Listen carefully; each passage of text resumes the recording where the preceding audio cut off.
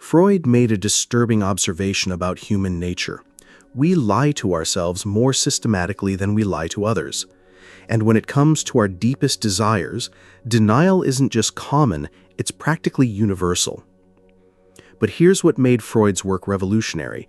He noticed that this self-deception follows predictable patterns. Especially when societal pressure meets individual desire, something fascinating happens in the human psyche. We don't just hide what we want from others. We actively convince ourselves we don't want it at all. Think about this for a moment. How many times have you heard someone say, "I don't care about money," while working 60-hour weeks, or "I'm not looking for a relationship," while constantly talking about being single, or "I don't need recognition," while carefully crafting every social media post? This isn't hypocrisy, it's something far more complex. It's what Freud called repression, and it operates below the threshold of consciousness. Now, Freud observed this phenomenon across all human behavior, but he noticed something particularly striking in his female patients. They would deny desires that were obvious to everyone around them, sometimes even acting in direct opposition to what they clearly wanted. But before we dive deeper, let's be clear about something. This isn't a story about women being somehow defective or irrational. This is a story about how powerful social conditioning can override individual awareness. And while Freud's observations were often focused on women of his era, the psychological mechanisms he discovered operate in all of us. The difference is in what society teaches us to deny. For the Victorian women Freud treated, it might have been sexual desire or professional ambition. For men of the same era, it might have been vulnerability or the need for emotional connection.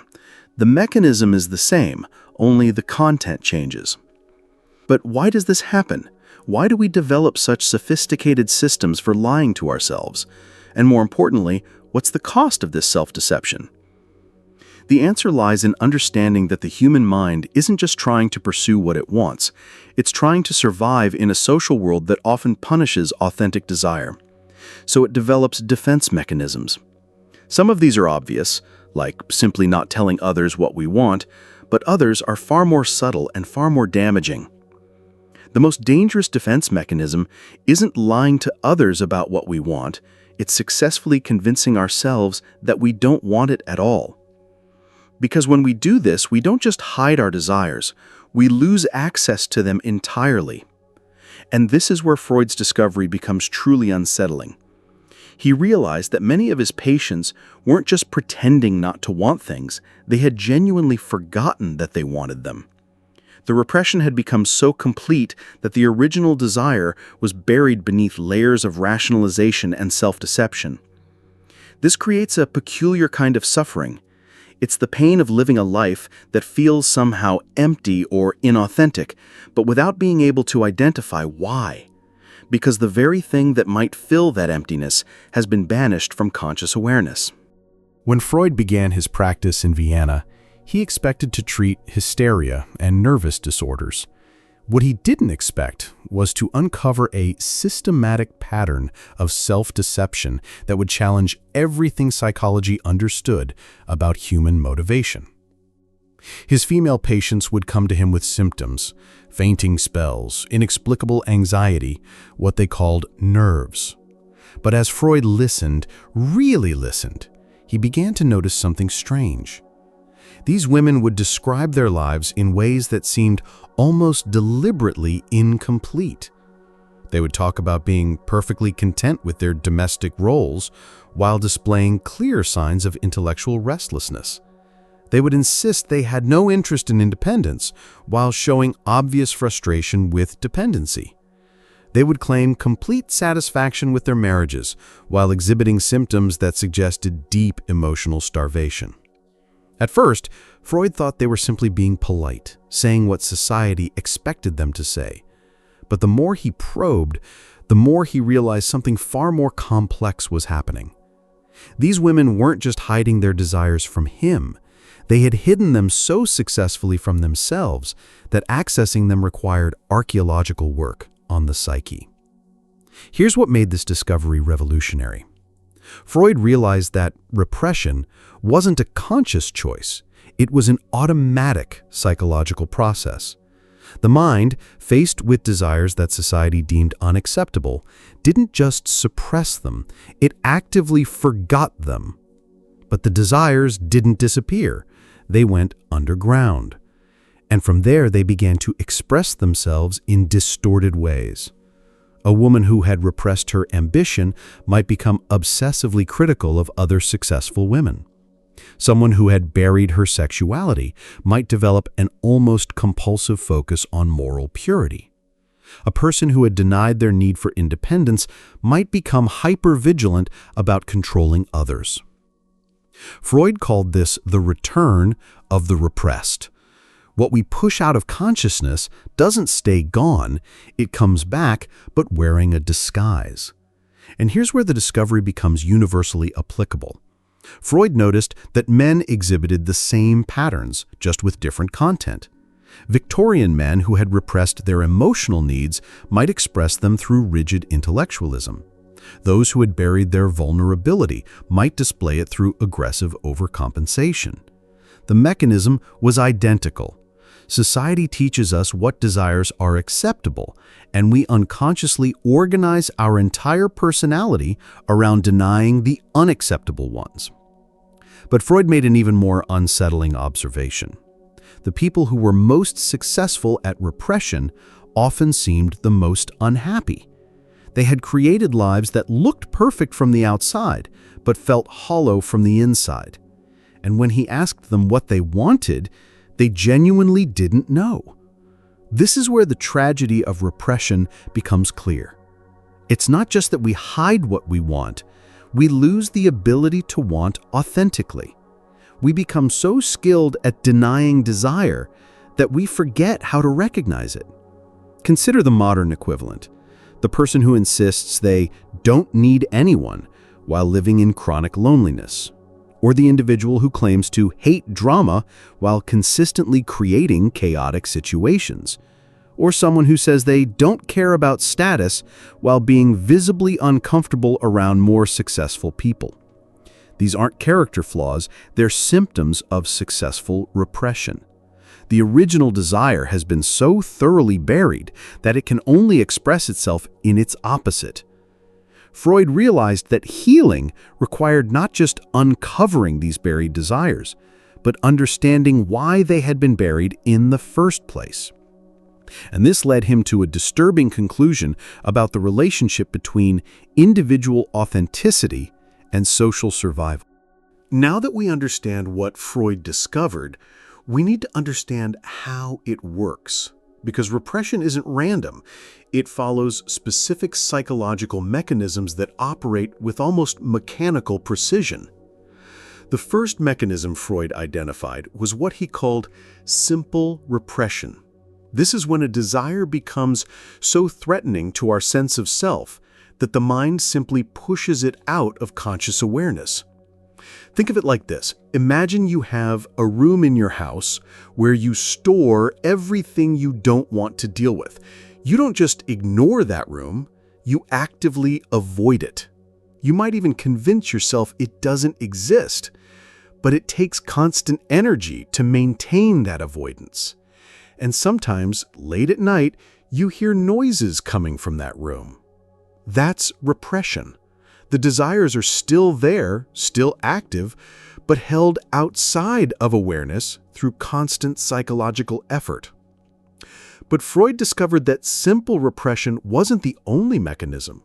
He identified what he called reaction formation, where we don't just hide a desire, we consciously embrace its opposite.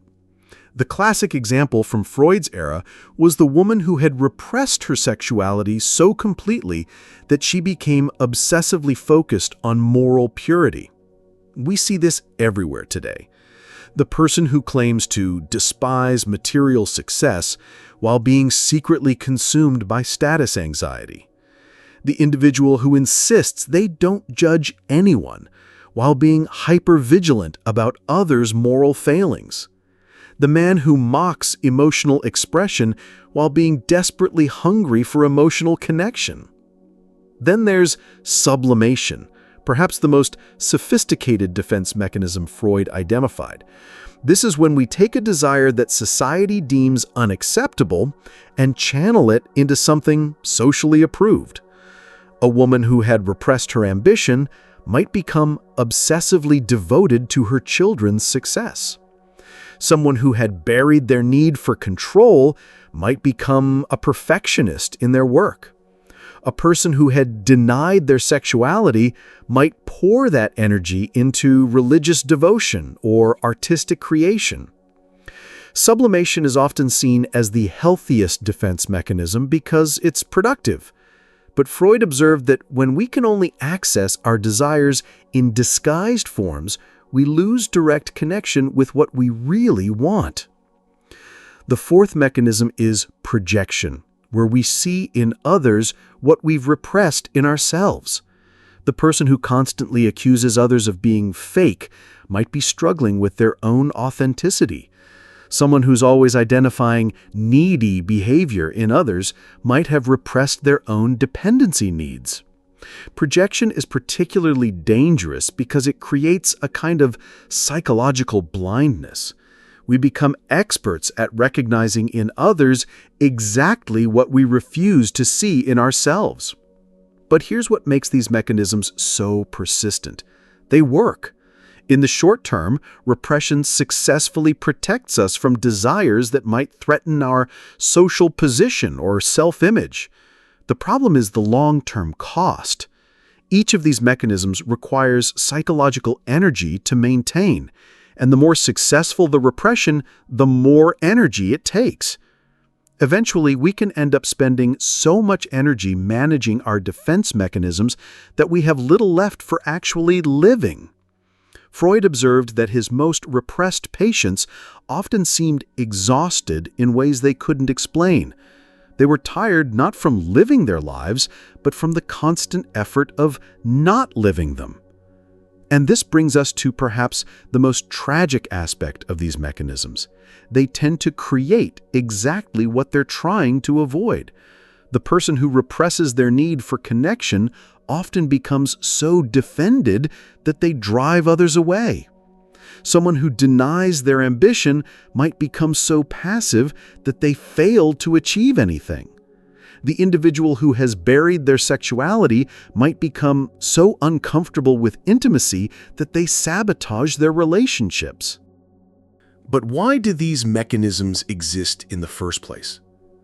Freud's answer was as simple as it was disturbing: because society requires them. Every culture, every social group, every family system depends on individuals repressing certain desires for the sake of collective functioning. In Freud's Vienna, the pressures were obvious and explicit. Women were expected to be pure, selfless, and devoted to others. Men were expected to be rational, controlled, and emotionally restrained. Any desire that contradicted these roles had to be managed, hidden, or eliminated. But Freud realized something crucial.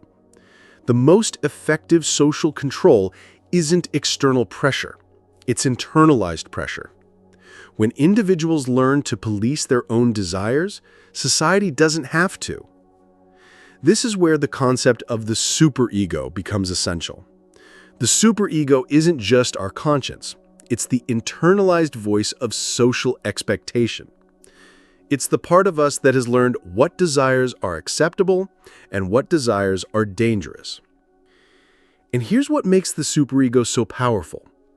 It doesn't just judge our actions, it judges our wants. It doesn't just say, "Don't do that." It says, "Don't want that." Consider how this operates in modern contexts. In professional environments, we learn to repress desires for work-life balance in favor of dedication. In romantic relationships, we learn to hide needs that might seem needy or demanding. In social settings, we learn to deny ambitions that might appear selfish or aggressive. But Freud made a particularly astute observation about gender and repression. He noticed that different social roles require different forms of self-denial. The Victorian woman who repressed her ambition served a social system that needed her energy directed toward domestic life. The Victorian man who repressed his emotional needs served a system that needed him focused on productivity and competition. Today's versions are more subtle but equally pervasive. The modern woman might repress her need for recognition to appear supportive. The modern man might repress his need for intimacy to appear independent. And here's where it gets particularly insidious. These pressures often disguise themselves as liberation. We're told we can choose our desires, but step outside those boundaries and the social consequences become clear. Think about the woman who's told she can have it all, but only if she does it without appearing ambitious, demanding, or neglectful of others. Or the man who's told he can be sensitive, but only if he maintains his role as provider and protector. The appearance of choice masks the reality of constraint. Freud observed that the individuals who seemed most adapted to their social roles often paid the highest price psychologically. They had become so skilled at wanting only what they were supposed to want that they lost touch with their authentic desires entirely. This creates what we might call the perfect citizen syndrome. Individuals who have so successfully internalized social expectations that they experience no conscious conflict with their roles. The tragedy is that this kind of over-adaptation doesn't just harm the individual, it perpetuates the very system that demands repression. When we successfully deny our authentic desires, we become living proof that such desires are unnecessary or even harmful. But perhaps most disturbing of all, Freud noticed that these social pressures often recruit our deepest psychological needs in service of repression. We don't just fear social rejection, we fear losing love, losing belonging, losing our very identity. Society doesn't have to threaten us explicitly because we've learned to threaten ourselves. The superego becomes more punishing than any external authority could be because it knows exactly what we fear most. Not just punishment, but abandonment. So, what happens when we successfully repress our deepest desires? Freud discovered that the psychological cost is far higher than most people realize. Because when we lose access to authentic desire, we don't just lose motivation, we lose ourselves. The first consequence is what Freud called neurotic anxiety. A persistent sense that something is wrong, but without being able to identify what. His patients would describe feeling empty, restless, or disconnected from their own lives. They were living the lives they thought they should want, but couldn't shake the feeling that they were somehow living someone else's existence. This isn't ordinary sadness or disappointment. It's the specific suffering that comes from betraying your own nature so successfully that you forget what that nature was. The second consequence is even more devastating: the loss of authentic relationships. When we repress our real desires, we can only form connections based on our false self. We attract people who are drawn to our mask, not our reality. And we're drawn to people who reinforce our repressions rather than challenging them. Freud observed that his most repressed patients often found themselves in relationships that felt safe, but somehow lifeless. They had chosen partners who wouldn't threaten their defense mechanisms, but also couldn't reach their authentic selves. Think about this. If you've repressed your need for intellectual stimulation, you might unconsciously choose partners who don't challenge you mentally. If you've buried your ambition, you might gravitate toward people who keep you small. The very relationships that feel comfortable might be the ones keeping you trapped. The third consequence is what we might call achievement without satisfaction. Because when our conscious goals are based on repressed desires rather than authentic ones, success feels hollow. We climb the ladder only to discover it was leaning against the wrong wall. Freud noticed this particularly in patients who had achieved everything they thought they wanted. The perfect marriage, successful career, social approval, but felt profoundly unfulfilled. They had succeeded at living someone else's dreams, while their own remained buried. But perhaps the most tragic consequence is the perpetuation cycle. When we successfully repress our desires, we often become enforcers of that repression in others. The woman who has buried her ambition becomes critical of other women's career focus. The man who has denied his emotional needs becomes dismissive of vulnerability in others. We don't just suffer from our repressions, we spread them. We become missionaries for the very limitations that are destroying us. Freud also observed what he called symptom formation, where repressed desires express themselves through physical and psychological symptoms. The ambitious woman who had convinced herself she only wanted to serve others might develop chronic fatigue. The emotionally starved man might suffer from inexplicable anger or depression. The body and unconscious mind refuse to pretend. They will express what consciousness denies, but in distorted, painful ways. And here's the most insidious consequence of all. The longer repression continues, the more defended we become against recognizing it. We develop what Freud called resistance, an almost allergic reaction to any suggestion that we might want something other than what we claim to want. The person who has most successfully repressed their desires often becomes the most hostile to any suggestion of self-examination. They've invested so much in their false self that questioning it feels like psychological death. This is why Freud realized that awareness alone isn't enough. The consequences of repression create their own momentum, making authentic desire harder and harder to access over time. But Freud's discovery wasn't just a diagnosis. It was also a path to freedom. Because once we understand how repression works, we can begin the delicate process of reclaiming what we've lost. The first step, Freud realized, is developing what he called analytic courage, the willingness to question everything we think we know about ourselves. This isn't comfortable. It requires admitting that we might have been living a lie, even if that lie felt necessary for survival. Start by paying attention to your reactions. What triggers unusual anger, anxiety, or defensiveness in you? Often, our strongest emotional responses point directly toward what we've repressed. Freud noticed that his patients would often dismiss or minimize the very insights that could free them.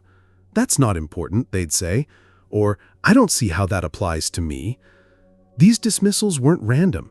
They were the voice of repression trying to maintain its hold. The second step is learning to recognize the difference between what you think you should want and what you actually want. This requires a kind of archaeological excavation of your own psyche. Ask yourself, if there were no consequences, no judgment, no social expectations, what would you choose? But be prepared. The answer might disturb you. You might discover ambitions you've convinced yourself don't matter. You might uncover needs you've spent years denying. Freud understood that this recognition often feels like betrayal of others, of your values, of your entire identity. But he insisted that the betrayal had already occurred. The question isn't whether to betray someone, but whether to continue betraying yourself. The third step is integration, learning to honor authentic desires while navigating social reality. This isn't about throwing away all restraint or responsibility. It's about making conscious choices rather than unconscious repressions. Maybe you can't immediately quit your job to pursue your artistic ambitions, but you can start creating again. Maybe you can't overturn your entire life, but you can stop pretending you don't want what you want. Freud called this making the unconscious conscious. It's not about acting on every impulse, but about acknowledging every truth. When we can see our desires clearly, We can make real decisions about them rather than being controlled by their disguised expressions. But here's what Freud discovered that might surprise you. Often, simply acknowledging a repressed desire reduces its compulsive power. It's the desires we refuse to see that control us completely. The ones we can acknowledge become choices. The final step is accepting that authenticity is a practice, not a destination. Repression doesn't disappear overnight. Social pressures don't vanish. The temptation to hide from ourselves will always exist. But each time we choose awareness over denial, each time we choose truth over comfort, we reclaim a piece of our authentic selves. And gradually, we begin to live lives that feel genuinely ours. Freud believed that this work wasn't just personally liberating, it was culturally revolutionary. Every person who refuses to deny their authentic nature makes it easier for others to do the same. Every individual who breaks free from unconscious repression weakens the system that demands it. The woman who owns her ambition gives other women permission to do the same. The man who acknowledges his emotional needs models authenticity for other men. The person who refuses to live a false life becomes a beacon for everyone still trapped in their own denials. This is Freud's ultimate discovery. We don't just repress ourselves for society's sake, we can liberate ourselves for society's transformation. The path to collective authenticity runs through individual courage. The question isn't whether you have desires you've been denying. The question is whether you're ready to meet them honestly, and what you'll do with that truth once you find it. If this moved something inside you, stay. We're building something for those who don't fake it. Subscribe, not just for the content, but for the confrontation. And if this left a wound, maybe it was meant to. Sometimes the best way to go deeper is to share the pain. Share it. Someone out there still believes their desires are shameful, still calls repression virtue, still thinks denying themselves proves their worth. This won't make that easier, but it might show why it never worked. Let this reach the ones still mistaking self-denial for strength. Let them remind them the life you're afraid to want is the only one worth living.